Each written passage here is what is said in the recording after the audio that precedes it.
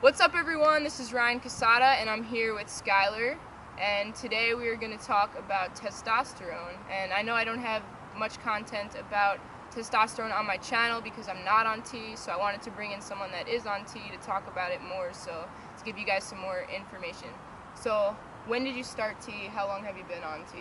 I started T when I was 17, January of 2009, so I've been on T for 7 3/4 of a year. Did you have to get a parent's permission to go on T at 17?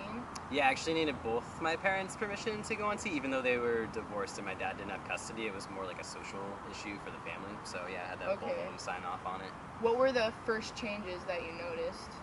Well, right away I felt like I had more energy, but I think out of anything that was probably the most placebo effect. Really? Just sort of like being really hyped up and excited to finally have started after waiting for so long. But immediately I started to kind of feel like a sore throat, and my voice didn't drop for several months like distinctly at all, but I started to feel kind of like my neck was getting like itchy and thicker. It was kind of a weird. Yeah, I woke up the next morning feeling kind of sick, but yeah. How long did it take to get facial hair? So I still barely have any right now. You can probably see it. They probably can't see it. It's kind of gnarly. But I guess it just genetically, like, I'm not that predisposed to it. Because there are guys, like, within a month that almost have, like, a full beard, you know? Yeah. A lot of it's so up to genetics. So it's different for everyone. Oh, yeah, definitely. So your first changes probably aren't what someone else would notice. Oh, definitely not, no. So it's all different. Yeah, for sure. Like, I remember I talked to people, and they were like, my first change was I started smelling bad, like, within a day. And I was like, whoa, I'm glad I just had like a sore throat, you know? Yeah, whoa. So what would you say are the main benefits of testosterone? I think the main benefits of testosterone probably have to do with why you're taking it. And for me, the main benefit was it relieved a lot of my dysphoria. So a lot of my dysphoria centered around my voice. And within a few months on hormones, I felt like my voice finally sounded like the one in my head. And so I think really the main benefits differ, but ultimately feeling more comfortable. Yeah, so how long did it take for that dysphoria to ease? I mean, dysphoria comes in waves, like, especially about things like testosterone can't control, you know? Yeah, totally. But I'd say, like, around 3 months is when I had my first major voice drop, and that's what I was looking most forward to.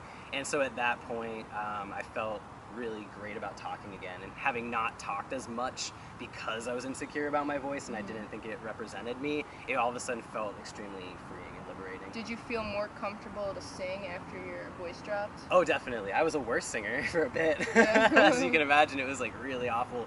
But yeah, I felt like more comfortable, and now, like 7 years on it, I'm finally like trying to actually How long did it take to level out? Really like several years. I mean, I'd say like even 4 years on T, I was still experiencing like a different vocal range, and now I finally feel like in the past 2 years, like so 5 years on it, like I know what my range is now, which is nice. Okay, so did you have songs that you wrote before T that you can't play anymore, or can you play them in a different key?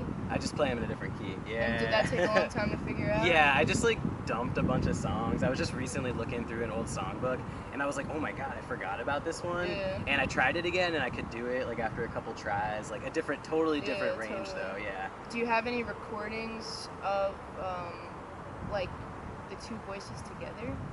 No, because my pre-T voice, like I was just showing my partner this last night. Yeah. I wasn't really trying to hit notes because I was like, oh, this is just to get the idea out there for later on the line.